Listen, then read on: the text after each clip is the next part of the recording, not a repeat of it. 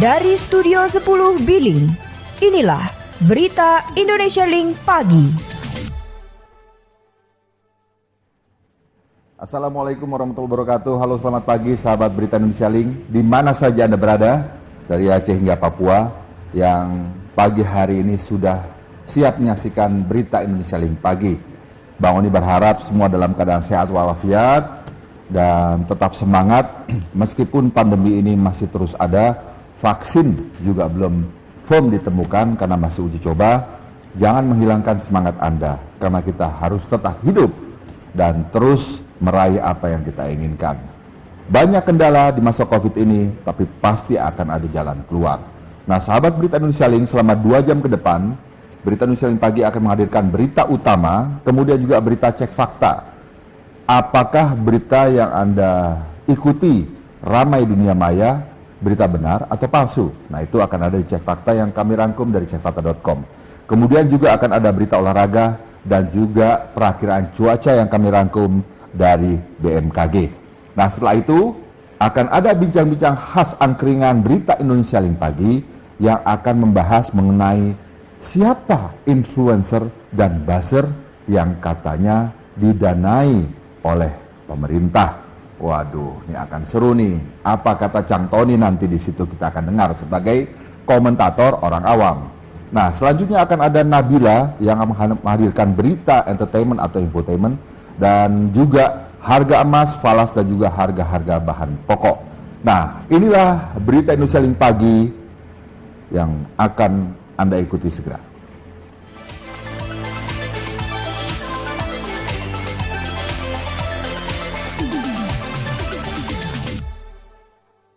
Buat Pak Roni Kusuma, selamat untuk adanya Berita Indonesia Link. Berita Indonesia Link, beritanya orang Indonesia. So, congratulations for you. Berita Indonesia Link, beritanya orang Indonesia. Nah, sahabat Berita Indonesia Link, seperti biasa di berita utama, berita pertama akan kami hadirkan progres atau update informasi dari COVID-19 yang ada di Indonesia. Berikut rangkuman tim redaksi Berita Indonesia Link.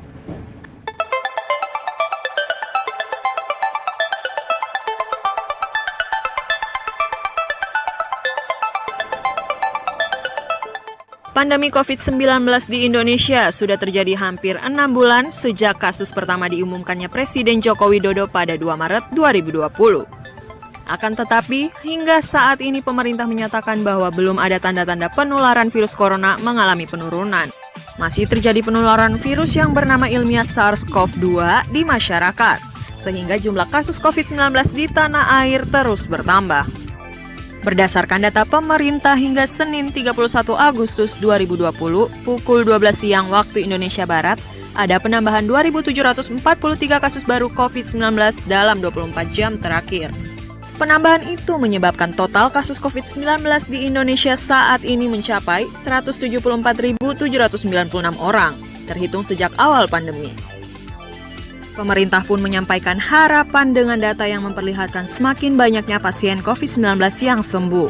Dalam sehari diketahui ada penambahan 1.774 pasien COVID-19 yang dinilai sembuh dan tidak lagi terinfeksi virus corona. Mereka dinyatakan sembuh setelah tes dengan metode PCR memperlihatkan hasil negatif virus corona. Dengan demikian, jumlah pasien COVID-19 yang sembuh hingga saat ini totalnya ada 125.959 orang. Akan tetapi, pemerintah masih menyampaikan kabar duka dengan adanya penambahan pasien COVID-19 yang meninggal dunia. Dalam periode 30 sampai 31 Agustus 2020, ada 74 pasien COVID-19 yang tutup usia setelah mengidap COVID-19.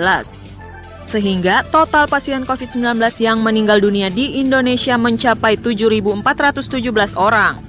Selain data kasus positif, pemerintah juga menyampaikan ada 79.320 orang yang saat ini berstatus suspek terkait penularan virus corona. Kasus COVID-19 sudah tercatat ada di semua provinsi di tanah air atau 34 provinsi, dari Aceh hingga Papua.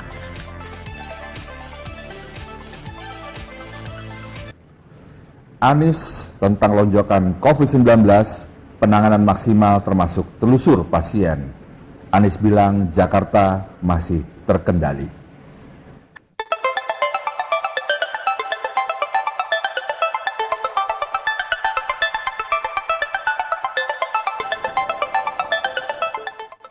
Gubernur DKI Jakarta Anies Baswedan mengklaim penanganan COVID-19 di ibu kota masih terkendali, walau terjadi lonjakan penambahan kasus baru dalam beberapa hari terakhir, termasuk pada hari Minggu 30 Agustus 2020 kemarin. Menurut Anies Baswedan, penanganan COVID-19 bisa disebut terkendali jika jumlah pasien yang meninggal dunia akibat COVID-19 rendah dan tercatat penurunan kasus aktif. Anies Baswedan memaparkan angka kematian karena COVID-19 di Jakarta lebih rendah dibandingkan angka kematian nasional dan global dalam sepekan terakhir. Angka kematian akibat COVID-19 di Jakarta dalam sepekan terakhir adalah 3%. Sementara itu, angka kematian nasional 4,3% dan secara global adalah 3,4%. Provinsi DKI Jakarta, kata Anies Baswedan, dapat menekan angka kematian dan kasus COVID-19 karena melakukan testing secara masif. Pada hari Minggu kemarin, jumlah pasien positif COVID-19 di Jakarta bertambah 1.114 orang. Penambahan itu merupakan angka tertinggi sejak munculnya kasus COVID-19 di Jakarta. Total jumlah pasien COVID-19 di DKI Jakarta hingga kemarin tercatat 39.280 orang. Dari total kasus COVID-19 di Jakarta itu, sebanyak 30.134 orang dinyatakan telah sembuh, dengan tingkat kesembuhan 76,6%. Sebanyak 1.186 orang meninggal dunia, dengan tingkat kematian 3%. Dan 7.960 orang masih dirawat atau isolasi.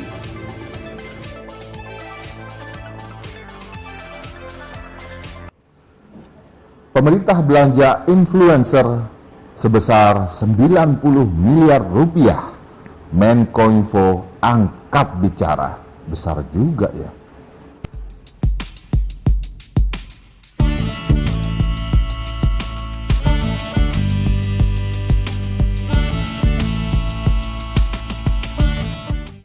Ketua DPP Partai Keadilan Sejahtera, Bukhari Yusuf, meminta Badan Pemeriksa Keuangan menindaklanjuti temuan Indonesia Corruption Watch tentang gelontoran 90,45 miliar yang dikucurkan oleh pemerintah sepanjang tahun 2014-2020 terkait anggaran belanja untuk pengaruh atau influencer. Bukhari menilai tindakan pemerintah itu bentuk kemubaziran karena setiap kementerian atau lembaga sudah memiliki unit humas. Ketimbang membayar influencer, ia menilai lebih baik jika kehumasan pemerintah ditingkatkan.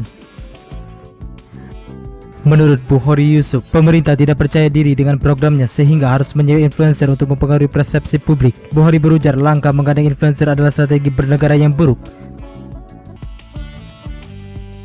terlebih apabila dilakukan dalam rangka menambal kepercayaan publik kepada pemerintah yang terus merosot dari waktu ke waktu. Pasalnya, strategi itu justru menimbulkan dampak eksesif di tengah masyarakat. Di sisi lain, Menteri Komunikasi dan Informatika Johnny G. Plate mengaku tidak mengetahui temuan Indonesian Corruption Watch soal belanja pemerintah untuk membayar influencer sejak 2017. Menurut Johnny, Kemenkominfo memiliki program coaching klinik yang merupakan bagian dari Gerakan Nasional Siberkreasi pada 2018 lalu. Program itu memang melibatkan influencer. Dia lanjut mengatakan program tersebut dibuat agar peserta mempunyai kemampuan sebagai influencer yang baik. Beberapa kali isu mengenai influencer sering mencuat di dalam perpolitikan Indonesia setelah era digital media menjadi tampak efektif dalam panggung politik, khususnya dalam komunikasi politik di era modern.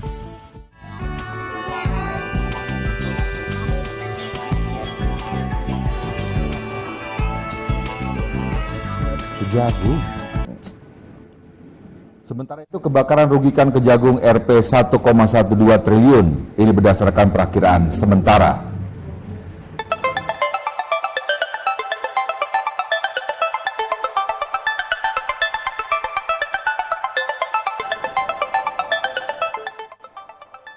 Kerugian akibat kebakaran gedung utama Kejaksaan Agung di Jakarta Selatan pada Sabtu 22 Agustus 2020 diperkirakan mencapai 1,12 triliun rupiah. Kepala Pusat Penerangan Hukum Kejagung Hari Setiono mengatakan, Perkiraan kerugian tersebut terbagi dalam dua jenis. Pertama, terkait gedung dan bangunan.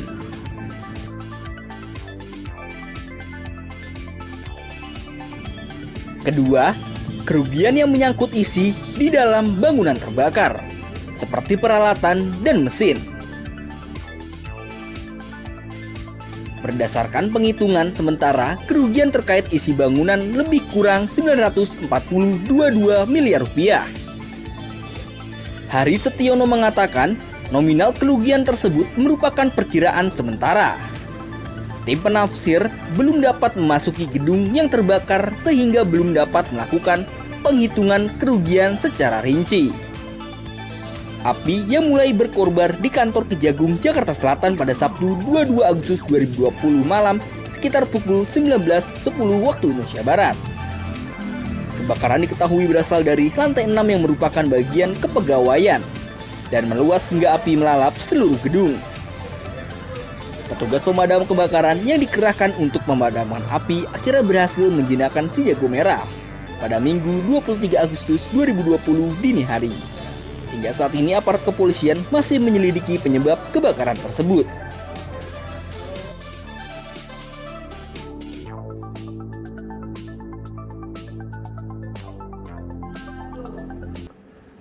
Resesi ekonomi ancam Indonesia.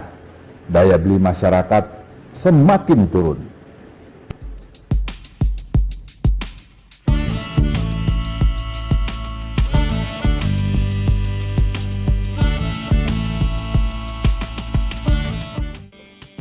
Sejumlah kalangan memastikan Indonesia masuk ke jurang resesi pada September nanti atau kuartal ketiga 2020. Yang terbaru, Menko Polhukam Mahfud MD bahkan menyebut peluang resesi ekonomi RI mencapai 99,9%. Ekonom Center of Reform on Economics Yusuf Manilet mengatakan dampak resesi ekonomi paling terasa oleh masyarakat adalah pelemahan daya beli. Bahkan, kondisi tersebut sudah mulai tampak saat ini ketika pertumbuhan ekonomi mengalami kontraksi pada kuartal 2 2020 hingga minus 5,32%. Menurut Yusuf, penurunan daya beli ini tampak dari sejumlah indikator, salah satunya indeks penjualan real yang berada dalam tren negatif. Tercatat indeks penjualan real minus 17,1% pada Juni, meskipun membaik dari minus 20,6% pada bulan Mei. Menurut Yusuf, pelemahan daya beli memiliki efek domino kepada sektor lainnya, yakni industri manufaktur. Karena permintaan turun, maka sejumlah pelaku usaha memilih untuk mengerem produksi. Kondisi ini tampak dari sejumlah indikator, yakni Indeks Purchasing Managers Index atau PMI dari IHS Markit. Tercatat, PMI Index meningkat 7,8 poin dari 39,1 poin pada Juni menjadi 46,9 pada Juli. Namun kenaikan itu lebih rendah dibandingkan perubahan dari posisi Mei yakni 28,6 poin ke Juni 39,1 poin. Selain itu, lesunya industri manufaktur tampak dari penurunan impor bahan-bahan baku sebesar 2,5% pada Juli lalu.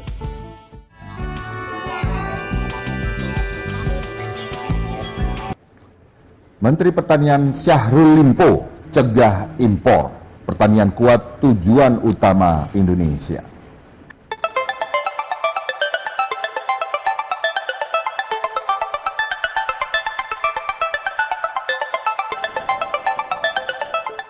Menteri Pertanian Syahrul Yassin Limpo terus memperkuat sektor pertanian di tengah pandemi COVID-19 agar pangan tidak bergantung pada impor dan terdepan menopang pertumbuhan ekonomi nasional. Pada kegiatan tanam sekaligus panen integrasi kedelai kelapa dan panen jagung di Desa Tontalete, Menteri mengatakan pertanian adalah sesuatu yang menjanjikan kehidupan yang lebih baik dan bertahan dalam kondisi apapun. Menteri Pertanian mengatakan karena pandemi COVID-19, negara seperti Amerika Serikat dan Jepang kembali mengaktifkan sektor pertaniannya.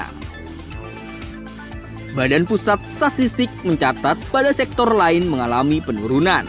Ekspor pertanian pada bulan Juli 2020 justru meningkat 24,1% dibandingkan bulan Juni. Menteri Pertanian menjelaskan selain padi, pengembangan komoditas pertanian seperti kedelai, jagung, dan komoditas perkebunan seperti kelapa harus dikelola dengan model koperasi petani. Semua pelaku usaha mendapat manfaat program ini, terutama peningkatan kesejahteraan petani di mana petani memperoleh layanan sarana produksi dan modal, terlindungi asuransi, dan ada kepastian pasar dan jaminan harganya. Mentan optimis komitmen yang kuat dan pihak yang terlibat di masing-masing tingkatan akan menjadi indikator keberhasilan pencapaian swasembada pangan nasional. Mentan mencontohkan orang di Amerika saat dilanda krisis COVID-19 kembali bertani. Jepang bisa besar seperti sekarang ini meninggalkan profesi lain dan menghidupkan pertanian karena COVID-19 yang mencekam. Oleh karena itu, lanjut Menteri Pertanian, mengapa Sulawesi Utara tidak memanfaatkan nikmat lahan pertanian yang diberikan Tuhan ini? Menurut Menteri Pertanian, matahari yang terus bersinar dan menjadi bagian kehidupan, angin bertiup menjanjikan hari esok lebih baik, dan air yang setiap saat turun menjadi janji Tuhan terhadap hadirnya kehidupan yang harus lebih baik. Hari esok lebih baik dibandingkan hari ini dan kemarin.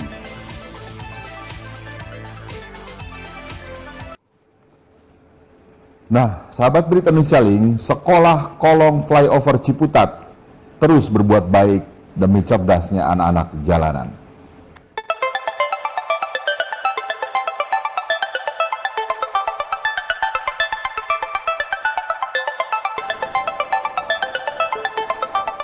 Taman Baca Masyarakat atau TBM di bawah kolong flyover Ciputat menjadi oase ilmu bagi anak-anak jalanan dan orang-orang tidak mampu. Halo pemirsa, kembali lagi dengan saya. Kali ini saya sedang berada di Taman Baca Masyarakat, tepatnya di bawah kolong flyover Ciputat. Nah, TBM ini hadir untuk memberikan akses membaca kepada anak-anak jalanan dan memberikan minat baca kepada mereka. Nah, Taman Baca ini selalu ramai pengunjung, tetapi karena adanya pandemi COVID ini, Taman Baca ini belum mulai beroperasi. Tetapi tidak menutup kemungkinan bagi anak didiknya untuk tidak mendapatkan akses membaca. Halo sahabat Berita Indonesia Link, saat ini saya sedang bersama salah satu pengurus di Taman Baca kolong di bawah flyover Ciputat. Bersama dengan Kak siapa? Kak Anissa, Kak? Oh, Kak, kalau misalnya di sini kan masa pandemi ini anak-anak masih boleh baca buku di sini nggak sih? Nah, untuk dari bulan Maret kemarin, Kak, dari bulan Maret sampai bulan Juni itu kita close, benar-benar close, Kak, karena itu emang arahan dari pusat. Karena TBM kan tergabung dalam satu komunitas, yaitu komunitas Magma. Itu mengarahkan kita untuk menutup semuanya, Kak, menutup seluruh TBM Setangsel, sehingga semua anak-anak, pengunjung, bahkan pengamen-pengamen jalanan itu tidak boleh masuk ke area kita. Nah, untuk buku yang kita sediakan itu ada beberapa jenis. Salah satunya ada seperti buku komik, lalu ada juga buku agama, lalu ada juga buku cerita, lalu ada juga buku pengetahuan. Saat ini terlihat di belakang saya kakak-kakak volunteer dari TBM sedang mempersiapkan buku-buku untuk dibagikan ke setiap rumah anak didiknya.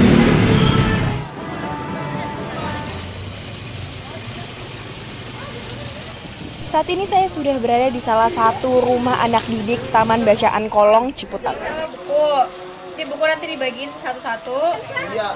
Senang ya, tapi mungkin karena pandemi ini jadi anak-anak kan sudah lama nggak ke TBM. Senang banget itu membantu untuk anak-anak saya gitu.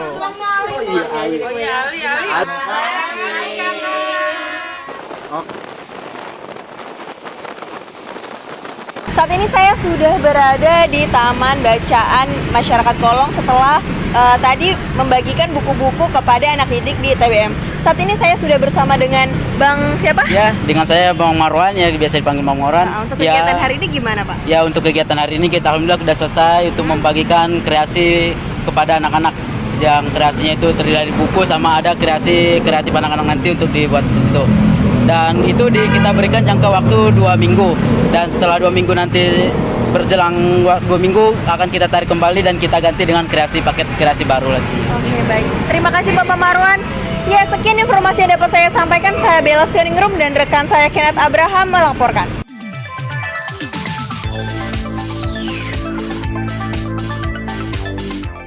Nah, kita beralih ke bisnis ikan hias di masa pandemi. Ikan cupang makin diminati, namun mahal harganya. Nah, apakah nasib tren ikan cupang ini akan berakhir seperti tanaman gelombang cinta?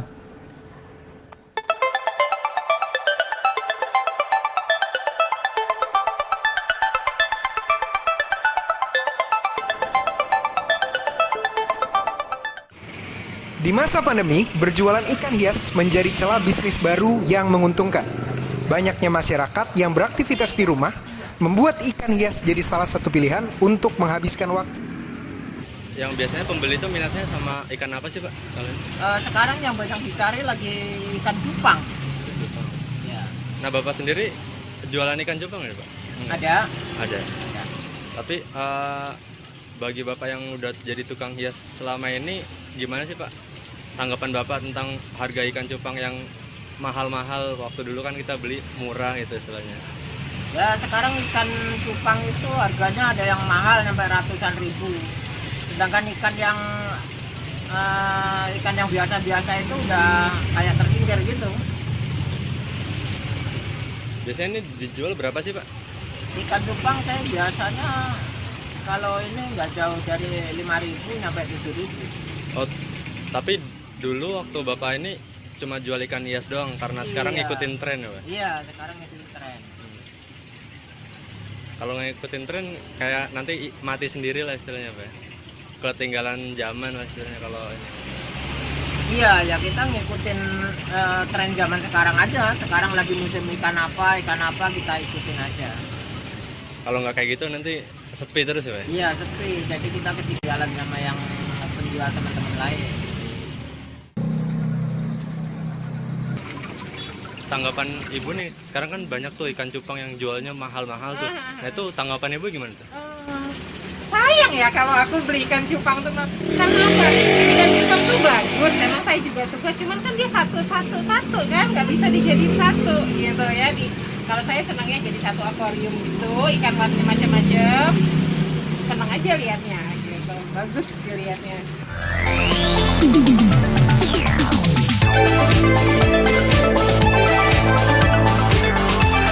Ya, liputan mengenai ikan hias cupang tadi adalah akhir dari berita utama Berita Indonesia Link Pagi. Memang sekarang ikan cupang ini lagi tren, bahkan harganya sampai ada yang jutaan rupiah. Lebih mahal daripada ikan asin ya. Nah, selanjutnya kita beralih ke berita cek fakta yang kami rangkum dari cekfakta.com. Ada dua berita. Yang pertama adalah adanya telur membusuk di bantuan sosial COVID-19. Dan berita kedua adalah Anies potong gaji tenaga medis COVID-19. Nah, dua berita tersebut benar atau tidak dan apa yang sebenarnya terjadi? Ikuti berita cek fakta berikut ini.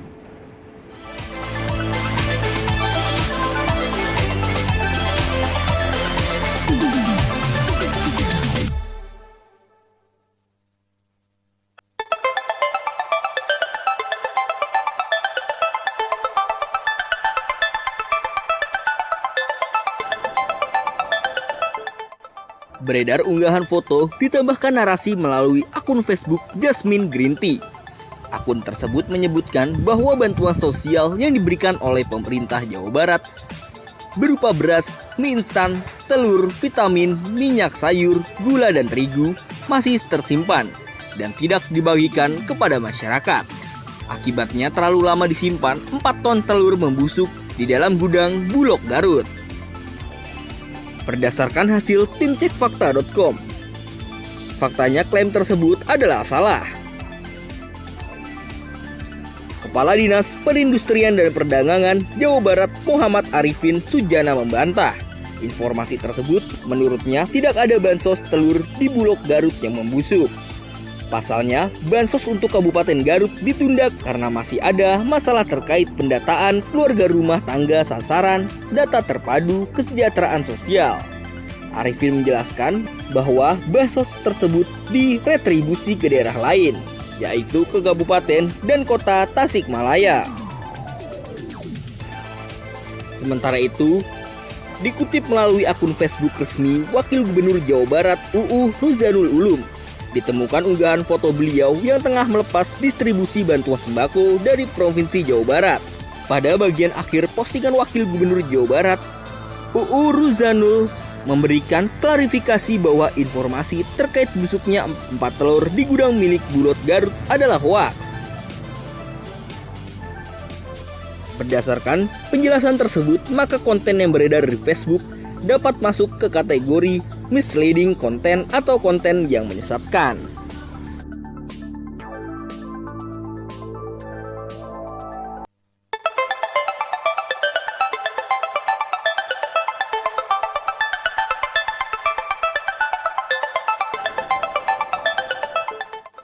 Beredar artikel berjudul "Teganya Anies Potong Tunjangan dan Transport Tenaga Medis" yang dimuat di situs jasuri.id pada 9 Mei 2020.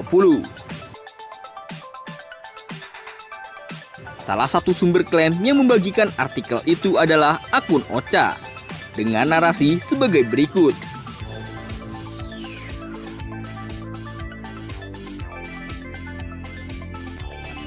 Sumber klaim juga menyertakan tautan yang menuju ke artikel tersebut. Berdasarkan hasil tim cekfakta.com, klaim bahwa Anies Baswedan memotong tunjangan dan transport tenaga medis adalah klaim yang keliru. Pemerintah Provinsi DKI Jakarta memastikan tidak memotong tunjangan tenaga medis, khususnya untuk yang menangani COVID-19. Pemotongan tunjangan penghasilan pegawai atau TPP hanya diberlakukan bagi PNS yang tidak terlibat dalam penanggulangan COVID-19.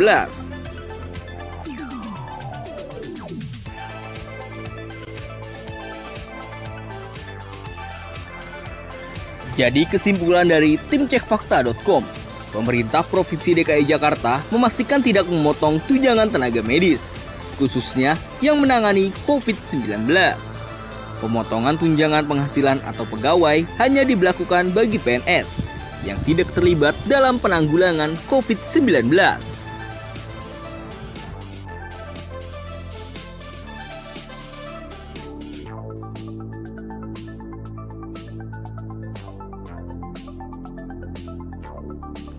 Itulah 2 berita cek fakta yang Anda harus ketahui agar Anda tidak salah menangkap apa yang tersebar di jagat maya mengenai 2 berita tersebut.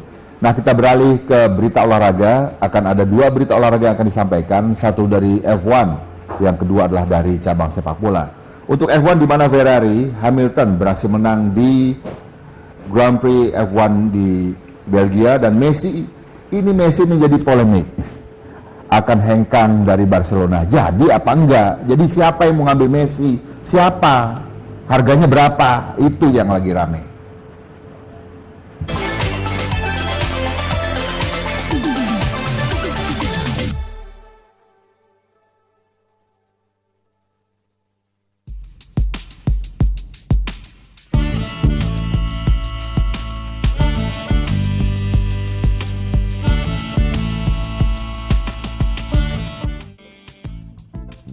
Pembalap Mercedes Lewis Hamilton berhasil memenangkan Formula One Grand Prix Belgia di sirkuit Spa-Francorchamps pada 30 Agustus 2020.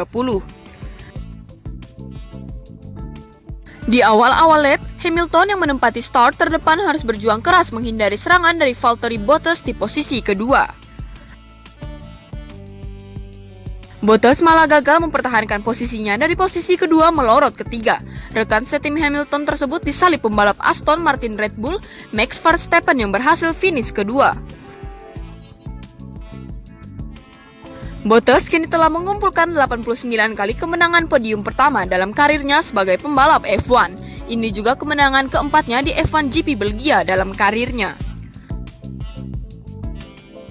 Dengan kemenangan ini, Hamilton bercokol di posisi puncak klasemen sementara dengan torehan 157 poin.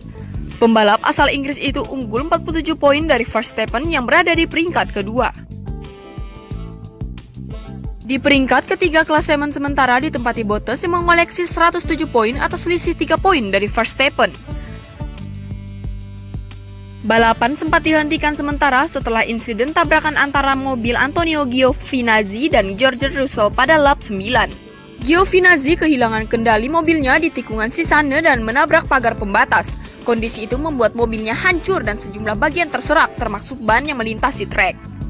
Russell yang ada di belakangnya tak bisa menghindari roda mobil Giovinazzi yang melintas ke trek sehingga mobilnya juga keluar lintasan. Namun kedua pembalap tersebut selamat dalam kecelakaan tersebut.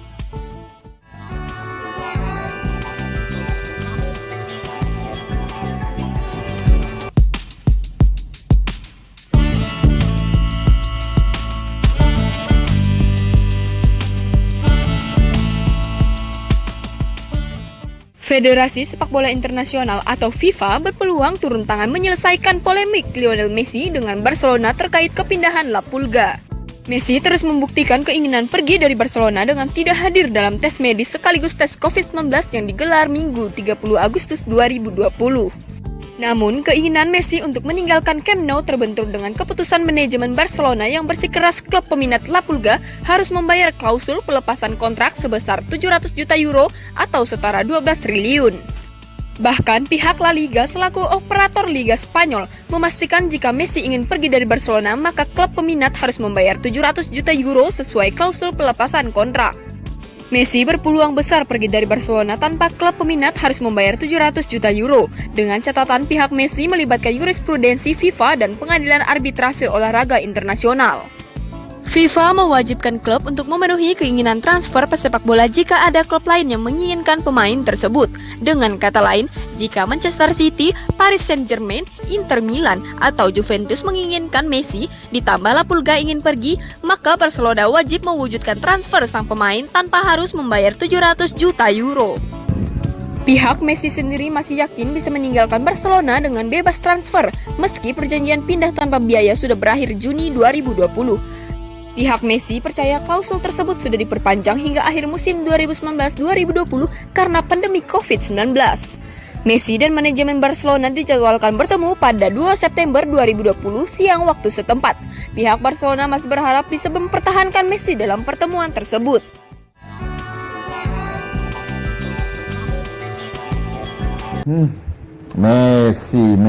Messi. Bingung dia mau hengkang dari Barcelona. Rumor terus.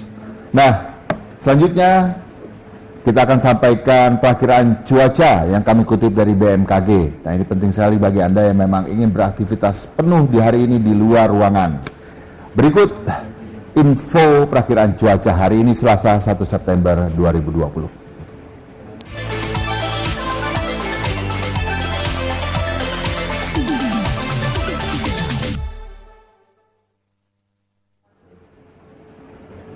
Selamat pagi Banda Aceh. Cuaca siang hari ini cerah berawan, malam berawan, dini hari cerah, suhu 23 hingga 33 derajat Celcius. Halo Denpasar, siang hari ini cerah berawan, malam cerah berawan, dini hari cerah berawan, suhu 24 hingga 31 derajat Celcius. Bagaimana kota Jakarta? Jakarta siang hari ini cerah berawan, malam hari cerah, dini hari cerah berawan, suhu 25 hingga 30 derajat Celcius. Kita beralih ke kota Bandung. Kumaha Daramang, Bandung, siang hari ini cerah berawan, malam cerah berawan, dini hari berawan, suhu 20 hingga 32 derajat Celcius. Kota Semarang panas, pagi dan siang hari ini matahari terik sekali. Kemudian malam berawan, dini hari berawan, suhu 24 hingga 35 derajat Celcius. Wow. Nah, bagaimana Surabaya? Surabaya juga tidak jauh berbeda dengan Semarang. Pagi dan siang hari cerah, panas. Kemudian malam cerah berawan, dini hari berawan, suhu 23 hingga 34 derajat Celcius. Kota Samarinda, siang hari ini cerah berawan, malam cerah berawan, kemudian di dini hari kabut, suhu 24 hingga 29 derajat Celcius. Kota Tanjung Pinang, siang hari ini hujan lokal, malam berawan, dini hari berawan, suhu 25 hingga 32 derajat Celcius. Bagaimana dengan Kota Mataram? Kota Mataram siang hari ini cerah berawan, malam hari cerah berawan, dini hari cerah berawan, suhu 23 hingga 31 derajat Celcius. Jayapura, siang hari ini cerah berawan, malam berawan, dini hari berawan, suhu 22 hingga 31 derajat Celcius. Ya, Kota Pekanbaru, siang hari ini cerah berawan, Malam cerah berawan, dini hari berkabut, suhu 23 hingga 28 derajat Celcius. Kota Makassar, siang hari ini hujan lokal, malam berawan, dini hari berawan, suhu 24 hingga 33 derajat Celcius. Dan Kota Kendari, siang hari ini berawan, malam hari berawan, dini hari berawan, suhu 22 hingga 30 derajat Celcius. Ya, sahabat Berita Indonesia Link, itulah dia perakiraan cuaca yang kami kutip dari BMKG. Nah, sekarang waktunya Billing Smile untuk hari ini. Kita masuki bulan September 2020. Apa Billing Smile-nya? Billing Smile pagi hari ini. Jadilah seperti air putih. Tidak mewah, tapi sangat berarti. Nah, boleh tuh. Jadilah kita seperti air putih. Ya, kita tidak kaya raya, tapi bisa bermanfaat bagi orang lain. Oke, jangan kemana-mana, karena setelah ini akan ada bincang-bincang khas angkringan Berita Indonesia Pagi bersama Cang Tony Cahyono, dan kita akan mengambil tema. Apa temanya tadi? Itu ya? Oh, pemerintah mengeluarkan dana 90 miliar untuk influencer atau buzzer. Masa sih? Saksikan tetap hanya di Berita Indonesia Link Pagi.